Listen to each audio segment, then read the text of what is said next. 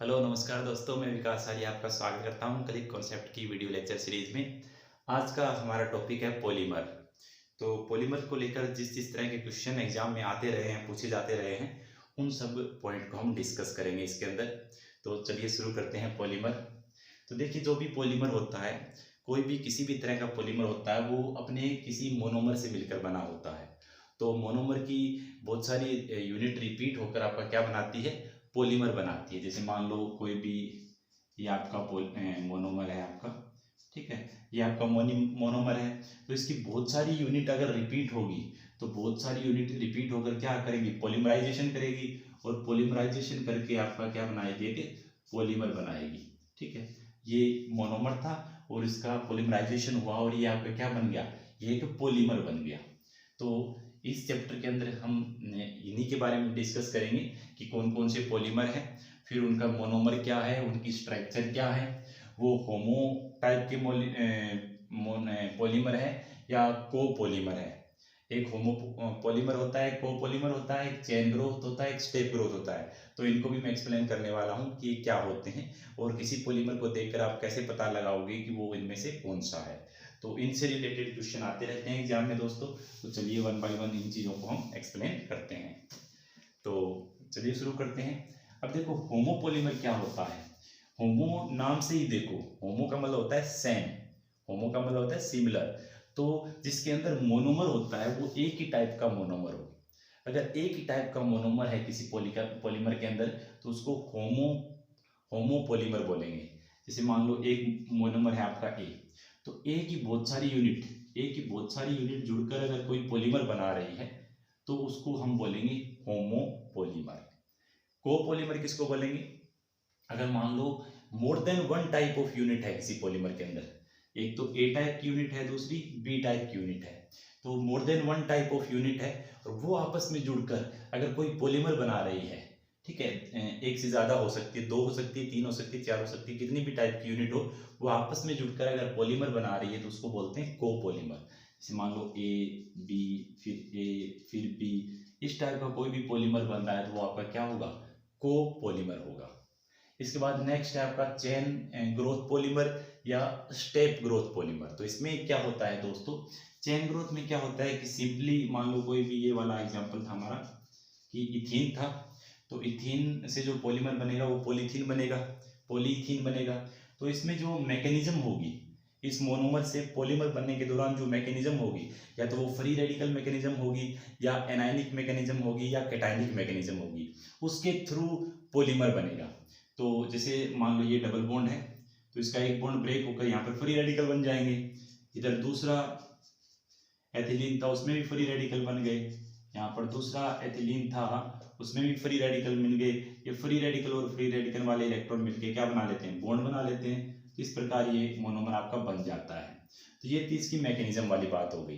तो इस प्रकार के अगर मोनोमर से पॉलीमर बनेंगे, या तो फ्री रेडिकल मैकेनिज्म से, या कैटायनिक मैकेनिज्म से, या एनायनिक मैकेनिज्म से मोनोमर से पॉलीमर अगर बन रहे हैं, तो उसको बोलते हैं चेन ग्रोथ पॉलीमर। अगला है हमारा step growth polymer. Step growth polymer में क्या होता है कि उसमें कोई भी मोनोमर है, उसमें उससे अगर पॉलीमर बनेगा, तो उसके अंदर जो रिएक्शन होगी उसमें से वाटर रिमूव होगा। मेनली उस टाइप के एग्जाम्पल स्टेप ग्रोथ के अंदर होते हैं। जैसे मान लो कोई भी कंपाउंड ले रहा हूँ मैं, जैसे यहाँ पर है आपका NH2 CH2 होल 4, यहाँ पर NH2, ठीक है, इस टाइप का कंपाउंड है। दूसरी तरफ आपका कंपाउंड है C double bond O OH CH2 whole 4 C double bond OH। ये एक मोनोमर है, ये दूसरा मोनोमर है। इन दोनों की आपस में रिएक्शन हो रही है यहाँ पर, ठीक है, तो यहाँ से H2O रिमूव होगा, ठीक है, और इनसे फिर ये आपस में इस प्रकार कनेक्ट हो जाएंगे, NH C double bond O CH2 whole 4 C double bond OH CH2 whole 4 और NH2। तो ये एक मोनोमर दूसरा मोनोमर आपस में रिएक्शन हुई, वाटर मॉलिक्यूल यहाँ से निकला और एक नया पॉलीमर बन गया। तो इस टाइप के रिएक्शन से जो पॉलीमर बनेंगे उसको बोलेंगे हम स्टेप ग्रोथ पॉलीमर, जिसके अंदर स्टेप वाइज रिएक्शन होगी, उसमें वाटर मॉलिक्यूल यहाँ पर रिमूव होगा। ठीक है, उसको स्टेप ग्रोथ पॉलीमर बोलेंगे। जिसमें अगर डायरेक्टली जुड़ जाएंगे किसी मैकेनिज्म के through, free radical, cationic, anionic, उसको चेन ग्रोथ पॉलीमर बोलेंगे। और जिसमें सेम टाइप की यूनिट होगी उसको होमोपॉलीमर बोलेंगे। इसमें मोर देन वन टाइप यूनिट होगी उसको क्या बोलेंगे, कोपॉलीमर बोलेंगे। तो ये बेसिक बातें हो गई है पॉलीमर के बारे में। अब हम डिफरेंट डिफरेंट टाइप के, मैं कुछ एग्जांपल लूंगा यहाँ पर और बताऊंगा कि वो किस किस टाइप के पॉलीमर हैं। तो यहाँ पर जो एग्जाम्पल एग्जाम में आते रहे हैं और वो मोस्ट इंपॉर्टेंट एग्जाम्पल है जो एग्जाम में आने की उम्मीद भी पूरी पूरी है, वो सारे एग्जाम्पल मैं यहाँ पर ले रहा हूँ। तो दोस्तों ध्यान से देखना, ठीक है। तो वन बाय वन करके हम जितने भी इससे रिलेटेड पॉइंट होते हैं उनको डिस्कस करेंगे। तो अभी इस टेबल को कंप्लीट करते हैं। तो पहला पॉलीमर मैं यहाँ पर ले रहा हूँ पॉलीथीन। पॉलीथीन, ठीक है, पॉलीथीन भी बोलते हैं और पॉलीइथिलीन भी बोलते हैं। इसको पॉलीथीन भी बोलते हैं और पॉलीइथिलीन भी लिखा आ सकता है यहाँ पर। तो यहाँ पर मोनोमर क्या होगा, मोनोमर आपको सिंपल सा दिख रहा है, यहाँ पर क्या होगा आपका इथीन, यहाँ पर मोनोमर होगा। पॉलीथीन पॉलीमर का जो मोनोमर होता है वो इथीन होता है। ये आपका इथीन हो गया है, CH2 डबल बॉन्ड CH2। जैसे मैंने एग्जाम्पल लिया था ना CH2 वाला, ये पॉलीथीन का ये एग्जाम्पल था।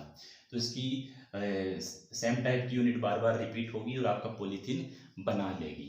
तो आप बताइए होमोपॉलीमर है या किस टाइप का पॉलीमर है, कोपॉलीमर है। अब देखो एक ही टाइप की यूनिट बार बार रिपीट होगी तो ये क्या हो गया आपका होमोपॉलीमर होगा, ये कोपॉलीमर आपका नहीं होगा। अब बताओ ये चेन ग्रोथ पॉलीमर है या स्टेप ग्रोथ पॉलीमर है। तो देखो इसमें एक डबल बॉन्ड हटा था, फ्री रेडिकल बना था, फिर बगल वाले में डबल बॉन्ड हटा था, फ्री रेडिकल बना था, फिर फ्री रेडिकल के बीच में एक लाइन से बॉन्ड बन गया था। लो चेन ग्रोथ पॉलीमर होता है, इसमें कोई वाटर वगैरह रिमूव नहीं हुआ था, तो इसमें चेन ग्रोथ पॉलीमर होता है, ये स्टेप ग्रोथ पॉलीमर नहीं होता। ठीक है, तो आपको पॉलीथीन देकर ये सारे पॉइंट पूछे जा सकते हैं। नेक्स्ट मैं लेता हूं आपका पॉलीप्रोपीन। पॉलीप्रोपीन, तो ये भी पॉलीथीन जैसा ही है कि पॉली हटा दो तो आपका मोनोमर बन जाएगा प्रोपीन, ये आपका मोनोमर हो गया। और प्रोपीन क्या होता है CH3CH डबल बॉन्ड CH2, तो ये आपका प्रोपीन हो गया। तो प्रोपीन में भी क्या होगा, होमोपॉलीमर होगा, कोपॉलीमर नहीं होगा। इसमें भी चेन ग्रोथ पॉलीमर होगा, स्टेप ग्रोथ पॉलीमर ये नहीं होगा। नेक्स्ट मैं एग्जांपल लेता हूं आपका पॉलीस्टायरीन, STYREN, पॉलीस्टायरीन।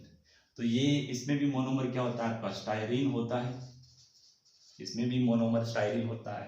अब यहाँ पर स्टायरीन को का फॉर्मूला आपको पता होना चाहिए, तभी आप बता पाओगे कि वो कैसा दिखता है। तो याद रखना दोस्तों, स्टायरीन कुछ ऐसा दिखता है, PHCH डबल बॉन्ड CH2, ये आपका स्टायरीन है। PHCH डबल बॉन्ड CH2 ये आपका स्टायरीन है, ये बेंजीन रिंग है, और CH डबल बॉन्ड CH2 ये आपका स्टायरीन है। तो ये स्टायरीन की मोनोमर स्ट्रक्चर है और यही यूनिट बार बार रिपीट होकर क्या बनाती है, पॉलीस्टायरीन यूनिट बनाती है। तो इसमें भी क्या होता है आपका कि सेम टाइप की यूनिट बार बार रिपीट होगी तो ये भी होमो होगा, को नहीं होगा। इसमें भी चेन ग्रोथ होगी, स्टेप ग्रोथ नहीं होगी। ठीक है, मैं उम्मीद कर रहा हूँ दोस्तों आप चीज़ें समझ रहे हैं अच्छे से। अगर कहीं पर भी आपको कोई कन्फ्यूजन है तो कमेंट बॉक्स में आप बता दीजिए, मैं आपको वहाँ पर एक्सप्लेन कर दूंगा या नेक्स्ट वीडियो में उस पॉइंट को मैं ले लूँगा। तो नेक्स्ट है हमारा नियोप्रीन। नेक्स्ट है आपका क्या है, नियोप्रीन। नियोप्रीन एग्जाम्पल है। और नियोप्रीन की जो स्ट्रक्चर होती है वो होती है, 4 कार्बन लिख दो, यहाँ पर डबल बॉन्ड लगा दो, यहाँ पर डबल बॉन्ड लगा दो, और यहाँ पर एक क्लोरीन लगा होता है नियोप्रीन में। ठीक है, नियोप्रीन होता है। ठीक है, तो नियोप्रीन में भी वही चीज होती है, इसमें भी होमो होता है, को नहीं होता। इसमें भी चेन ग्रोथ होती है, स्टेप ग्रोथ नहीं होते। तो मैंने सारे पहले होमो और चेन ग्रोथ वाले ही ले रहा हूँ, बाद में स्टेप ग्रोथ और कोपॉलीमर में उठाऊंगा। पहले इस टाइप के ही एग्जाम्पल सारे मैं ले रहा हूँ। तो नेक्स्ट है दोस्तों आपका ब्यूनास मिलकर बना होता है। एस का मतलब यहाँ पर स्टायरीन है, एक तो स्टायरीन से मिलकर बना होगा, एक ये मिलकर बना होगा ब्यूटाडाइईन से। तो एक तो ये स्टायरीन से मिलकर बना हुआ है, एक तो इसमें स्टायरीन है, एक है यहाँ पर ब्यूटाडाइईन से मिलकर बना है, ब्यूटाडाइईन। तो इसका नाम, एक और नाम भी होता है, इसका नाम होता है स्टायरीन ब्यूटाडाइईन रबर। ब्यूनास का एक सेकंड नेम भी होता है स्टायरीन ब्यूटाडाइइन रबर भी ब्यूनास को हम बोल सकते हैं। ठीक है, तो स्टायरीन का फॉर्मूला आपको पता ही है, pH CH double bond CH2 हमने स्टायरीन यहाँ पर यूज किया था। अब ब्यूटाडाइइन क्या होता है कि मेथ एथ प्रोप ब्यूट, 4 कार्बन, यहाँ पर 2 जगह डबल बॉन्ड लगा दो, ब्यूटाडाइइन। ठीक है, तो 1,3 ब्यूटाडाइइन भी आप इसको बोल सकते हैं।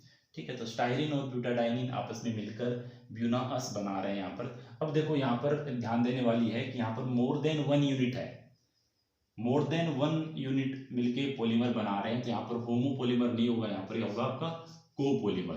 होमोपॉलीमर यहाँ पर नहीं होगा, more than 1 type of unit मिलके पॉलीमर बना रहे हैं, तो यहाँ पर कौन सा होगा, कोपॉलीमर होगा दोस्तों। इसके अलावा यहाँ पर मैकेनिज्म आपकी चेन वाली होगी, स्टेप वाली नहीं होगी। ठीक है, तो कोपॉलीमर है और चेन ग्रोथ मैकेनिज्म है, यहाँ पर स्टेप ग्रोथ मैकेनिज्म आपकी नहीं है। नेक्स्ट है आपका पीवीसी। पीवीसी काफी फेमस है, बहुत बार एग्जाम में पूछा जाता रहा है। तो इसकी फुल फॉर्म है पॉलीविनाइल क्लोराइड। पीवीसी क्या होता है, पॉलीविनाइल क्लोराइड।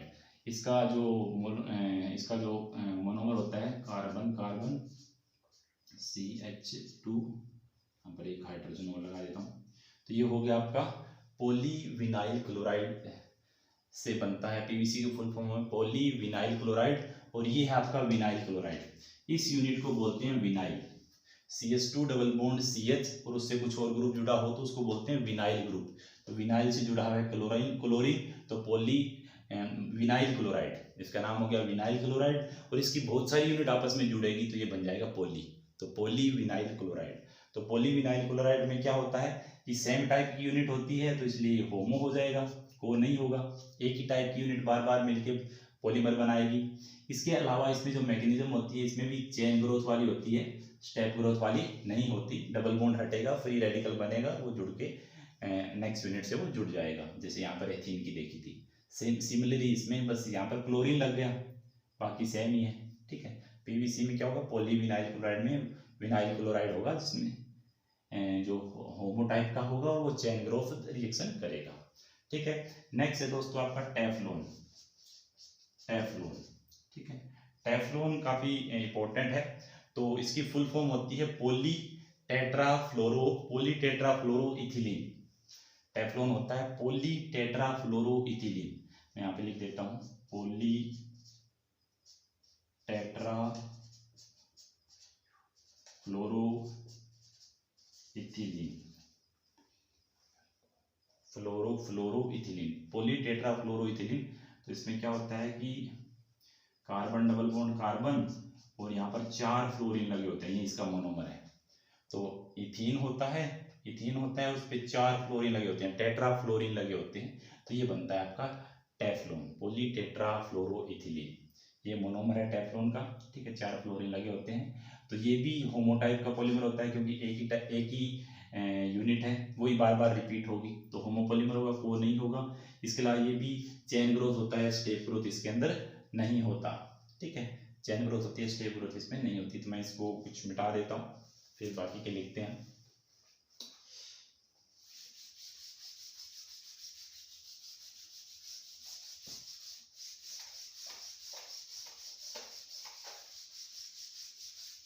ठीक है, तो अगला है हमारा कि PAN। तो PAN का फुल फॉर्म होता है पॉलीएक्रिलोनाइट्राइल। और इसमें जो मोनोमर होता है दोस्तों वो होता है C double bond C CH2CN।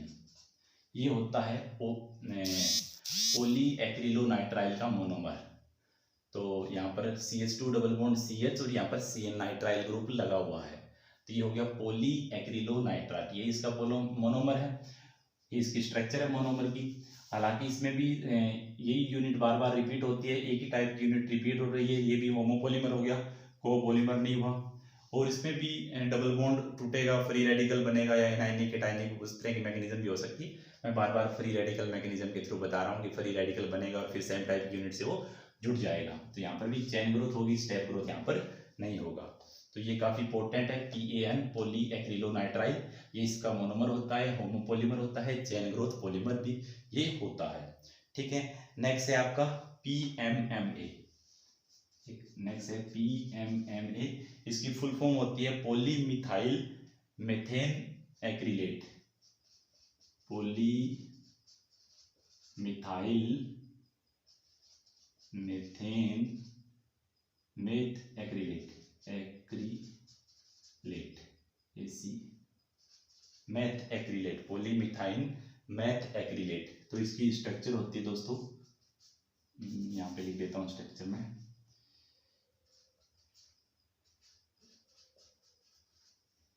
इसकी स्ट्रक्चर ये होती है,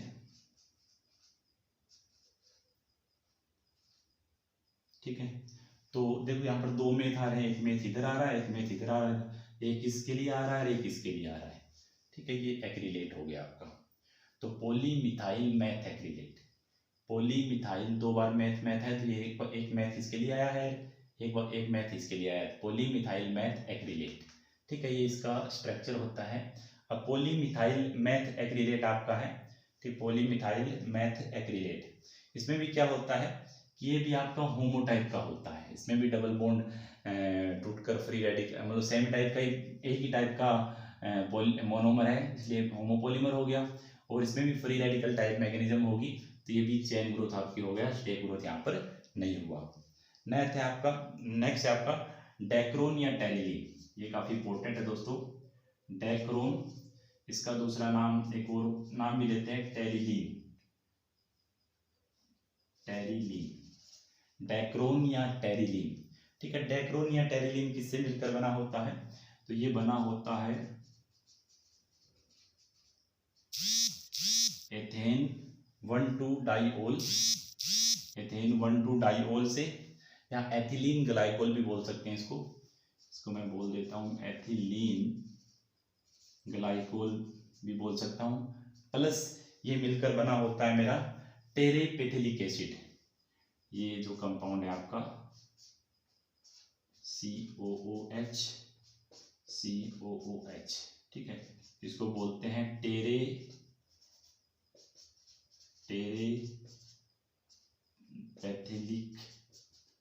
एसिड, ठीक है। टेरेपेथिलिक एसिड और एथिलीन ग्लाइकोल, ये दोनों मिलकर आपका क्या बनाती है, डेक्रोन या टेरिलीन, टेरे से आ गया यहाँ पर टेरिलीन, ठीक है। इसी का डेक्रोन का ही दूसरा नाम है टेरिलीन। तो ये एथिलीन ग्लाइकोल या टेरेपेथिलिक एसिड, इन दोनों कंपाउंड से मिलकर बना होता है, ये दोनों इसके मोनोमर होते हैं। तो मोनोमर में एक से ज़्यादा यूनिट होगी, एक से ज़्यादा यूनिट होने के कारण ये होमो तो रहा नहीं, होमो में तो एक ही यूनिट होती है, तो होमो रहा नहीं, तो ये क्या हो गया, कोपोलीमर हो गया, ये आपका क्या हो गया, डेक्रोन को टाइप का पॉलीमर आपका हो गया दोस्तों। इसके अलावा अगर इसमें बात करूं मैकेनिज्म की, तो देखो यहाँ पर क्या होगा कि यहाँ पर OH निकलेगा और यहाँ से क्या निकलेगा, H निकलेगा, तो यहाँ पर आपस में जुड़ेंगे तो वाटर मॉलिक्यूल यहाँ से निकलेगा, तो वाटर मॉलिक्यूल निकलेगा तो कौन सी ग्रोथ होगी, यहाँ पर स्टेप ग्रोथ होगी दोस्तों, न कि चेन ग्रोथ। यहाँ पर जो मैकेनिज्म होगी वो स्टेप ग्रोथ से आपस में कंबाइंड होंगे, चेन ग्रोथ से कंबाइंड नहीं होंगे। तो आपको इस प्रकार पहचानना है, आप देखते ही पहचान जाओगे, आपको बस पता होना चाहिए कि इस पॉलीमर में ये मोनोमर होता है। अगर ये पता होगा तो इस बाकी चीज़ें आप अच्छे से देखकर बता सकते हो। तो मैं जो मेन पॉलीमर होते हैं वो सारे उठा रहा हूँ, आप इनको अच्छे से याद कर लो, 2-3 बार लिख के देख लो, आपके दिमाग में छप जाएगा, बहुत ज़्यादा कठिन नहीं है, याद हो जाती है चीज़ें। नेक्स्ट डेक्रोन हो गया, डेक्रोन के बाद मैं ले रहा हूँ अगला ग्लाइपिटल, ग्लाइपिटल का एक दूसरा नाम भी होता है, इसको एल्काइल रेंजिन भी बोलते हैं, एल्काइल रेंजिन भी बोलते हैं। तो ये भी इसके सिमिलर होता है, इसमें क्या होता है, इसमें भी एक तो एथिलीन ग्लाइकोल होता है, ग्लाइपिटल में एथिलीन ग्लाइकोल होता है, दूसरा क्या होता है इसमें पेथिलिक एसिड होता है, यहाँ पर टेरेपेथिलिक था, इसमें पेथिलिक एसिड होता है। तो पेथिलिक एसिड देखो ये होता है, उसमें 1 और 2 पोजीशन पे कार्बोक्सिलिक एसिड होता है, यहाँ पर 1 और 4 पे था इसलिए इसका नाम पड़ गया टेरेपेथिलिक एसिड, यहाँ पर 1 और 2 पोजीशन पे कार्बोक्सिलिक एसिड है बेंजीन के, तो बेंजीन 1,2 डाई कार्बोक्सिलिक एसिड इसका नाम हो सकता है, ठीक है। और ये हो गया 1,2 एथेन 1,2 डाइओल, या कॉमन नेम हो गया इसका एथिलीन ग्लाइकोल, और इसका हो गया पेथिलिक एसिड। एथिलीन ग्लाइकोल और पेथिलिक एसिड से मिलकर बनता है आपका ग्लाइपिटल। 2-3 बार आप लिखोगे तो ये चीज़ें याद हो जाएगी, एथिलीन ग्लाइकोल और पेथिलिक एसिड से बनता है आपका ग्लाइपिटल। तो देखो इसमें भी वाटर मॉलिक्यूल निकलेगा, वाटर मॉलिक्यूल निकलेगा तो कौन सी ग्रोथ होगी, स्टेप ग्रोथ होगी। इसमें चेन ग्रोथ मैकेनिज्म नहीं होगी। इसमें भी एक से ज़्यादा आपके मोनोमर है, एक से ज़्यादा मोनोमर यूनिट है, तो ये आपका कोपोलीमर हो गया, होमोपोलीमर आपका नहीं हुआ। ठीक है, अब कुछ और इम्पोर्टेंट पॉलीमर लेता हूँ मैं, इसको मैं मिटो रहा हूँ, आप लिख लीजिए, वीडियो को पॉज करके इसको लिख लीजिएगा।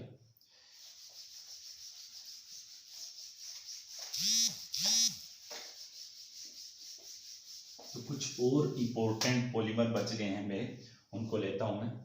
नेक्स्ट है आपका नायलॉन 66, नायलॉन 66, ये हाइपन साइन होता है, ये कोमा रहता है 6 और 6 के बीच, नायलॉन 66। तो नायलॉन 66 बनता है आपका, एक तो हेक्सा मिथाइलिन डाइएमीन होता है इसके अंदर, हेक्सा मिथाइलिन डाइएमीन, और दूसरा होता है एडिपिक एसिड, एडिपिक एसिड उससे मिलकर ये बना होता है।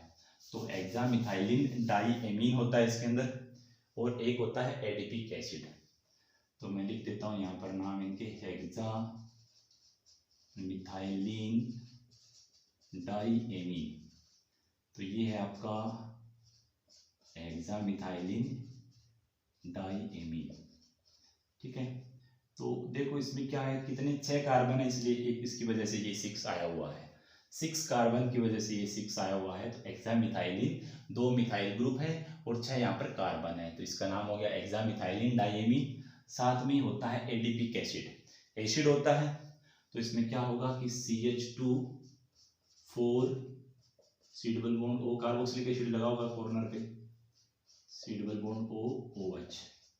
ठीक है, तो ये है आपका एडिपिक एसिड, इसको बोलते हैं एडिपिक एसिड। एडिपिक एसिड और हेक्सा मिथाइलिन डाइएमीन से मिलकर बना होता है आपका नायलॉन 66 दोस्तों। ठीक है, तो देखो इसमें भी 4 5 और 6 कार्बन इसमें है, और ऊपर वाले में भी 6 कार्बन है, इस वजह से यहाँ पर 6 और 6 आया हुआ है यहाँ पर। तो देखो ये एक से ज़्यादा मोनोमर से मिलकर बना हुआ है, मोर than one type of monomer है, इसलिए इनमें से कौन सा होगा आप बताइए, होमो होगा या को होगा। होमो का मतलब तो होता है सिमिलर, सिमिलर तो है नहीं, मोर than one type of unit है, तो होमो नहीं होगा, ये होगा आपका कोपोलीमर। इसके अलावा चेन और स्टेप ग्रोथ में बात करें तो जब ये आपस में कंबाइन होंगे तो यहाँ से OH निकलेगा और यहाँ से एक हाइड्रोजन आपका निकलेगा, तो ये दोनों वाटर मॉलिक्यूल एक निकल जाएगा और ये यहाँ से कंबाइन हो जाएगा, इसके बीच में अमाइड बॉन्ड बन जाएगा। तो इस प्रकार की जो मैकेनिज्म होती है वो स्टेप ग्रोथ के अंदर होती है, चेन ग्रोथ के अंदर नहीं होती है। तो ये आपका कोपोलीमर है और स्टेप ग्रोथ टाइप का पॉलीमर है नायलॉन 66। नेक्स्ट मैं ले रहा हूँ नायलॉन 610, नायलॉन 610। ठीक है, तो नायलॉन 610 मतलब एक तो 6 कार्बन है और एक में 10 कार्बन है, तो शुरुआत वाले में तो 6 कार्बन है, तो ये तो सिमिलर ही हो गया आपका, hexa methylene diamine, hexa methylene diamine तो सिमिलर ही हो गया, 6 कार्बन है। लेकिन जो सेकंड वाला है उसमें 10 कार्बन है, तो ये डिफरेंट हो जाएगा, 10 कार्बन है, तो यहाँ पर 4 5 और 6 थे, अब की बार 10 लेने हैं, तो यहाँ पर मैं ले लेता हूँ CH2, यहाँ पर 8 ले लेता हूँ, तो 2 कार्बोक्सिलिक एसिड वाले कार्बन हो जाएंगे, तो 8 9 10, ये 10 हो गए, तो 10 कार्बन, इधर 6 कार्बन इधर 10 कार्बन, तो नायलॉन 610। ठीक है, बाकी बातें सारी सिमिलर ही है इसके लिए, इसमें भी डिफरेंट है इसलिए कोपोलीमर हो गया। इसमें भी मैकेनिज्म आपकी कौन सी हो रही है, आपकी मैकेनिज्म हो रही है स्टेप मैकेनिज्म हो रही है, यहाँ से भी वाटर मॉलिक्यूल निकलेगा, तो ये हो गया स्टेप मैकेनिज्म, स्टेप ग्रोथ होगी इसके अंदर। तो नायलॉन 66 हो गया, नायलॉन 610 हो गया। अब एक और इंपॉर्टेंट उठा रहा हूं मैं, बेकेलाइट, बेकेलाइट, बेकेलाइट। ठीक है, बेकेलाइट भी काफी इंपॉर्टेंट पॉलीमर होता है। अब यहाँ पर आपको याद रखना पड़ेगा कि बेकेलाइट बना किससे होता है। तो बेकेलाइट बना होता है आपका, एक तो फिनोल होता है इसके अंदर दोस्तों, एक तो इसके अंदर फिनोल होता है, दूसरा होता है इसके अंदर फॉर्मएल्डिहाइड, दूसरा होता है इसके अंदर फॉर्मएल्डिहाइड, उससे मिलकर बना होता है। तो फिनोल कैसा होता है, PHOH, बेंजीन रिंग के ऊपर अगर OH लगा होगा उसको फिनोल बोलेंगे। फॉर्मएल्डिहाइड होता है आपका HCHO, ठीक है, HCHO, ठीक है, इसको आपको फॉर्मएल्डिहाइड बोलते हैं। तो इन दोनों से मिलकर बना होता है आपका बेकेलाइट। तो देखो बेकेलाइट हो गया, इन दोनों से मिलकर बना।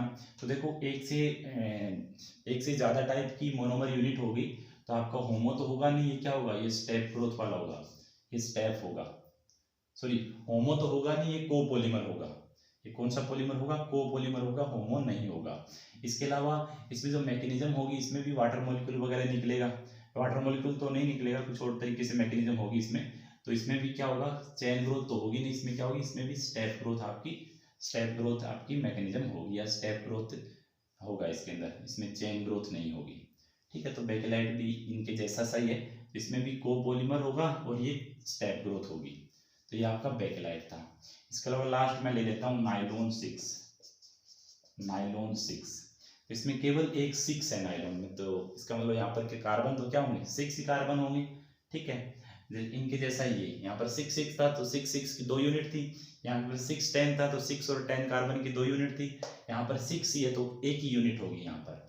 ठीक है, तो एक ही यूनिट होगी, तो इसका मोनोमर होता है, मोनोमर का एक कॉमन नेम होता है कैप्रोलैक्टम। मोनोमर का एक कॉमन नेम होता है कैप्रोलैक्टम। तो कैप्रोलैक्टम कैसा होता है दोस्तों, ये होता है NH≡COO।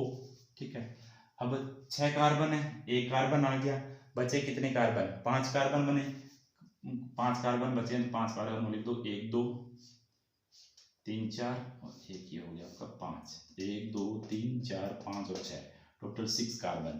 तो ये है आपका कैप्रोलैक्टम, ये है कैप्रोलैक्टम। ये इसका ये पॉलीमर होता है, इसको पॉलीमर को बोलते हैं नाइलॉन 6, ये इसका मोनोमर है कैप्रोलैक्टम। अब देखो एक ही टाइप की यूनिट है तो ये क्या हो गया, होमो हो गया है। ये किस टाइप का हो गया है, होमो टाइप का हो गया है, और ये लीनियर होता है। ठीक है, इसको लीनियर बोलेंगे, ना चेन बोलेंगे ना स्टेप बोलेंगे, केवल इसको लीनियर पॉलीमर बोलेंगे। ठीक है, लीनियर ग्रोथ होती है इसके अंदर और होमो पॉलीमर होता है। ठीक है, इसके अलावा मेन पॉलीमर हमने उठा लिए हैं, इसके अलावा थोड़े बहुत पॉलीमर और बच गए हैं। इसके अलावा कुछ थर्मोप्लास्टिक, थर्मोसेटिक पॉलीमर या बायोडिग्रेडेबल पॉलीमर, कुछ पॉइंट और बच गए हैं, वो मैं नेक्स्ट वीडियो में लेकर आ रहा हूँ दोस्तों। अगर आपको वीडियो पसंद आया है, कंटेंट अच्छा लगा है, तो अपने दोस्तों को भी इस वीडियो के बारे में बताइए और चैनल को हमारी सब्सक्राइब कर लीजिए। थैंक यू दोस्तों, जय हिंद जय भारत।